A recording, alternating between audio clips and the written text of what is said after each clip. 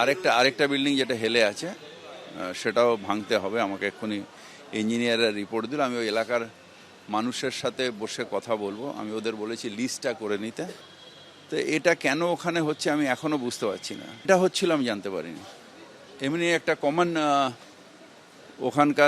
ওখানকার শুধু না, ধরুন আজকে আমাদের যেরকম ধরুন ওখানে আগে এটা বাহানা দেওয়া হতো, তারপরেও এটা হচ্ছে, এটা একটা সামাজিক ব্যাধি হয়ে দাঁড়িয়েছে। এবং এটা যেটা হলো এটা খুবই দুঃখের। ছিলেন না দেখার কথা বিল্ডিং ডিপার্টমেন্টে যদি ধরুন আমি কাউন্সিলরকে ছেড়েই দিলাম, বিল্ডিং ডিপার্টমেন্ট যাদের আধিকারিক, যারা মাইনে পায়, তাদের দেখার কথা। তাদের আমরা অলরেডি শোকজ করেছি স্যার। সেটা কি করে আমি জানবো? 23 সাল 21 সাল থেকে আমি বারবার করে কোয়েশ্চন করেছি, ইলিগাল বন্ধ করুন।